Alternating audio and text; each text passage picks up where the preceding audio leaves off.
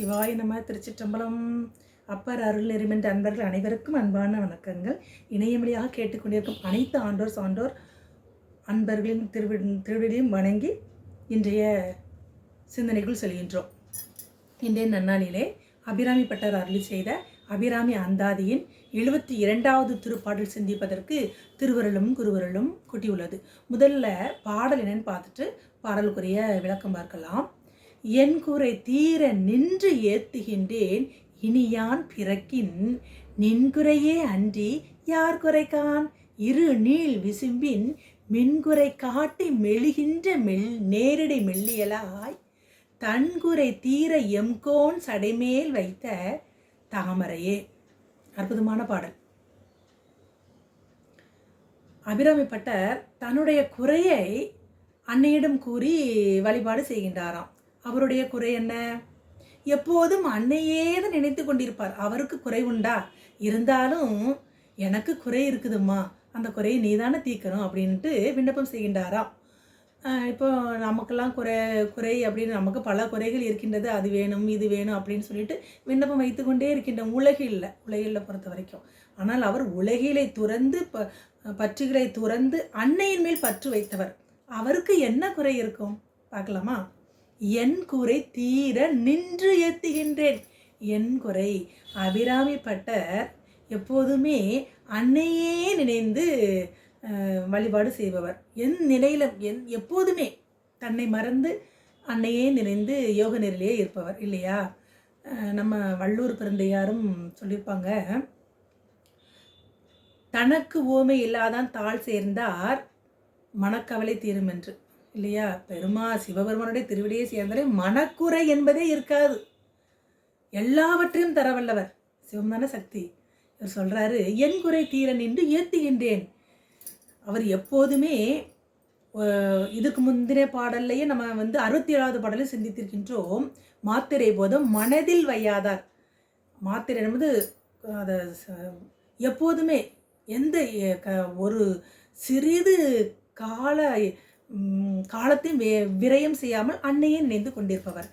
பழிகவர் தெய்வங்கள் பால் சென்று அன்பு பூனேன். பிற சிறு தெய்வங்களை யார் வணங்கினாலும் அவர்கிட்ட கூட அன்பே காட்ட மாட்டாராம். அந்த மாதிரி ஒரு திடம், ஒரு உறுதிப்பாட்டோட தொழுவனோ பிறரை என்று மாணிக்கவாசகர் சொல்லியிருப்பது போல எப்போதுமே அன்னையே நினைந்து கொண்டிருப்பவர் யாரு? நம்ம அபிராமி பட்டர். அவரோட குறை என்ன? பிறப்பே வேண்டாம் எனக்கு, அது நான் உறுதிப்பாடோடு ஒன்றே தெய்வம், ஒருவன் என்னும் ஒருவன் காண்க என்று மாணிக்கவாசகர் சொல்லியிருப்பது போல எனக்கு நீதான தாய், உன்னை தவிர நான் வேறு யாருக்கிட்டையும் போக மாட்டேன், உன்னை தானே வழிபாடு செய்கின்றேன். அது எப்படி வழிபாடு செய்கின்றாராம்?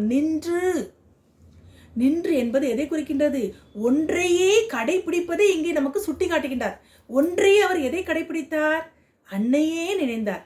என் கடன் பணி செய்து கிடப்பதை என்று அப்பமூர்த்திகள் பாடி அருள் செய்திருப்பது போல நான் உன்னைத்தானே தாய் எப்போதும் நினைத்து கொண்டே இருக்கின்றேன். நின்று, அதாவது அவர் யோக நிலையிலே அன்னை நினைத்து கொண்டிருந்தவர்.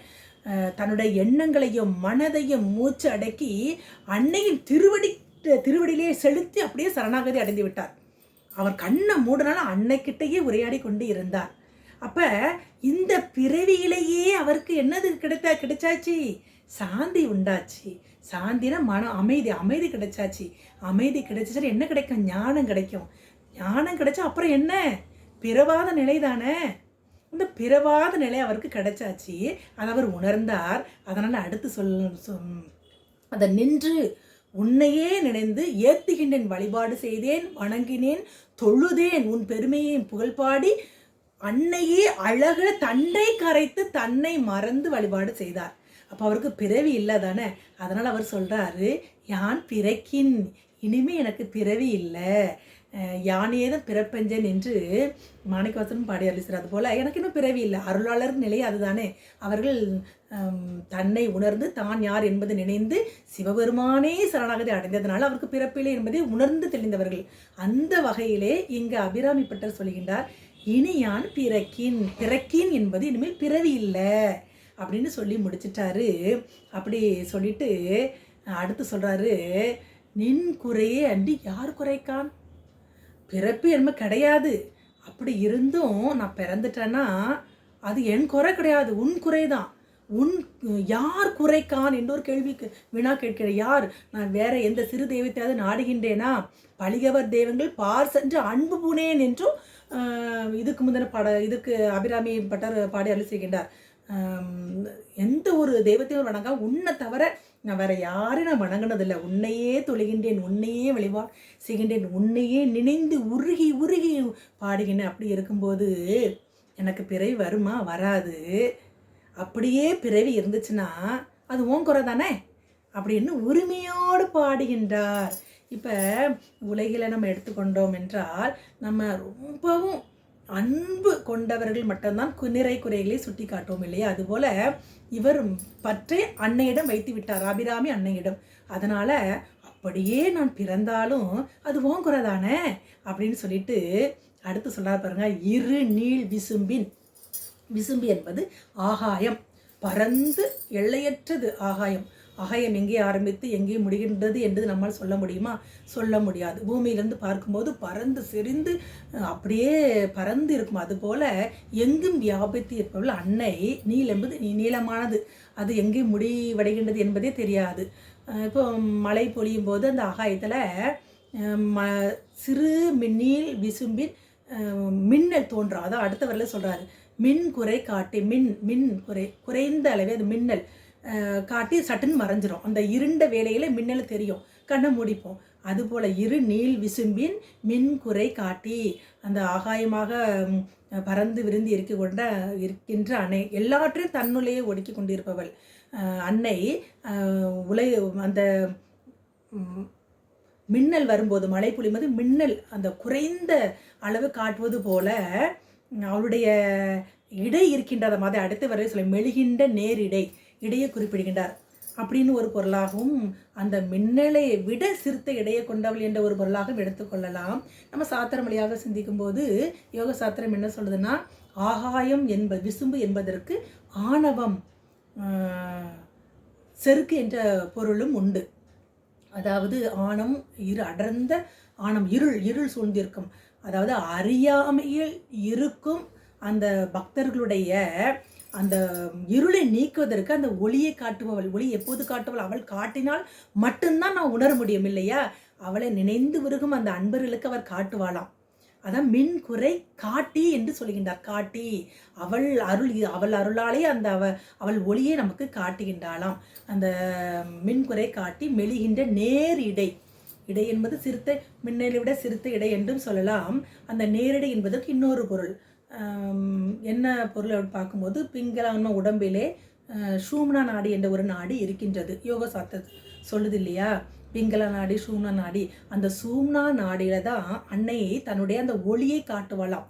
யாருக்கு?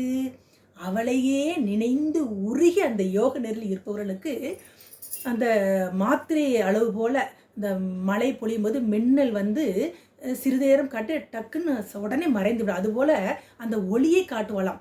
அந்த பக்தர்கள், அன்பர்கள், அருளாளர்களும் அந்த நிலையில், அபிராமி பட்டரும் அந்த நிலையில் இருந்தவர் அல்லவா? யோக நிலையில் இருக்கும்போது எந்த அளவுக்கு அன்னையே நினைந்து உருகின்றார்களோ அந்த அளவுக்கு அதிக நேரமாக அந்த அவளுடைய அந்த ஒளியை காட்டி அந்த சிவஞானத்தை தரவல்லவள், மெல்லியலாய் மென்மை பொருந்தியவள்.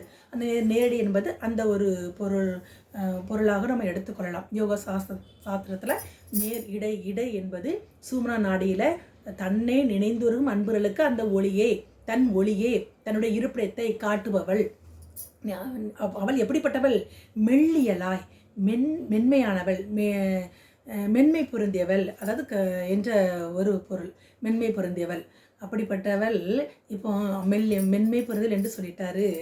அடுத்து நம்ம பிறவி கிடையாது, அன்னையே நினைந்து இருக்கின்றோம். தன்னுடைய அன்னையே நினைந்து, அவளை தவிர அவருக்கு வேற எந்த ஒரு சிந்தனையுமே கிடையாது. அப்படி இருப்பதனால என்ன பிறவி கிடையாது. அப்படியே பிறவி வந்தாலும் அது ஒன் குறை என்று அன்னையை நம்ம குறை சொல்லிவிட்டோமே என்று வருத்தப்பட்டது போல நிறைவாக முடித்திருக்கின்றார். பாருங்க, நிறைவாக என்ன சொல்லியிருக்கின்றார்? தன் குறை தீர எம் கோன் சடைமேல் வைத்த தாமரையே அப்படின்னு நிறைவாக முடித்திருக்கின்றார். தாயே நான் உன்னை எனக்கு ஒரு பிறவி இருந்தால் அது ஓங்குறேன்னு சொல்லிட்டேன். ஆனால் நீ வந்து எப்படிப்பட்டவள்? மென்மையானவள், மெல்லியலாய் மென்மையானவள், மென்மை பொருந்தியவள், கருணையே திருவாக கொண்டவள், குறைவில்லாத நிறைவை தருபவள் நீ அல்லவா? சிவபெருமானே உன்னுடைய அந்த தாமரை போன்ற தன்னுடைய திருவடியை செஞ்சடியில் சூடிக்கொண்டார். சிவம் வேறு சக்தி வேறு அல்ல. எம் கோன் என்பது சிவபெருமானை இங்கே பதிவு செய்ய குறிப்பிடுகின்றார். சிவம் பரம்பொருள் சிவபெருமான் ஒருவர் தான். உயிர்கள் உய்வடைவதற்காகவே தன்னுடைய திருவருளையே சக்தி என்னும் திருமேனை தாங்கி அருள் பாலிக்கின்றார் இல்லையா? அப்படி அருள் பாலிக்கும் போது அவர் சடமாக இருக்கின்றார். சக்தி தான் அனைவரும் இயக்குகின்றார். அப்படி இயக்கும்போது அவருடைய மென்மையான அந்த திருவடியே மென்மை பொருந்தியது, மேன்மையானது, பஞ்சு போன்றது. அதை வந்து தன்னுடைய செஞ்சடியில் சூடிக்கின்றார். அவரே அப்படின்னா நான் எம்மாத்திரம் தாயி, குறைவில்லாத நிறைவே தருவள் நீ அல்லவா அப்படின்ட்டு அவளுடைய அந்த கருணையே சிவபெருமான் தன் தலையில் சூடிக்கொண்டு அவருடைய திருவடியை இங்கே நமக்கு நினைவு கூறுகின்றார். இதை நம்ம 35வது பாடலே நம்ம சிந்தித்து இருக்கின்றோம். திங்கள் பசுவின் சீரும் சீரடி, மனம் நாரும் சீரடி என்று படித்திருக்கின்றோம். 98வது பாடல்லையும் பாடி அருள் செய்திருப்பார் அபிராமிப்பட்டார். தை வந்து நின் அடித்தாமரை சூடிய சங்கரர்க்கே இல்லையா? அப்படி பாடிய சிவபெருமான், சிவம் வேறு சக்தி வேறு அல்ல. சிவம் அந்த சடமாக இருக்கும்போது சக்தி தான் அனைவரும் இயக்குகின்றது. அந்த சக்தியின் திருவடியை, அந்த தாமரை போன்ற அந்த திருவடியை தன்னுடைய செஞ்சடியில் சூடிக்கொண்டிருந்தார், சூடிக்கொண்டு அருள் படைக்கின்றார். அதுபோல நான் எம்மாத்திரம் தாயி, குறைவில்லாத நிறைவை தரும் என் தாயே அப்படின்ட்டு இந்த பாடலில் பாடி முடிக்கின்றார். குறைவே இல்லாத அனைவருக்கும் எந்தெந்த ஒவ்வொரு ஆன்மாவும் ஒவ்வொரு பக்கம் இல்லையா? அந்தந்த ஆன்மாக்களுக்கு தகுந்தவாறு அவர்களுக்கு நிறைவே தரவல்லவள் அன்னை என்ற குறிப்பை தான் இந்த பாடலில் பாடி முடிக்கின்றார். இந்த பாடலோட பொருள் என்ன அப்படின்னு பார்க்கும்போது, அந்த பாடலில் படிப்பதனால நமக்கு என்ன கிடைக்கும் அப்படி என்ன நம்ம எதை எதிர்பார்த்து தானே பாடுகின்றோம். ஒவ்வொரு பிறவி பிறந்து இறந்து உழண்டு கொண்டே இருக்கின்றோம் அல்லவா? அந்த பிறவி நிலை இந்த பாடலில் யாரெல்லாம் உருகி மனமுந்து பாடுகின்றார்களோ அவர்களுக்கு அடுத்த பிறவி நல் பிறவியாக அவளை நினைந்து படிப்படியாக மேன்மை நிலையை அடைந்து பிறவா நிலையை அடைகின்ற அந்த ஆன்ம விடுதலை பேறு, அவளுடைய திருவடியில் இடைப்பார்கின்ற அந்த நிலை கிடைக்கும். அந்த குறிப்பை தான் இந்த பாடலில் பதிவு செய்கின்றார். நாமும் இந்த பாடலை பாடி அன்னையினுடைய திருவடி பேற்றினை அடைவோமாக என்று கூறி தங்களிடமிருந்து விடைபெறுவது சிவசாந்தா சண்முகம்.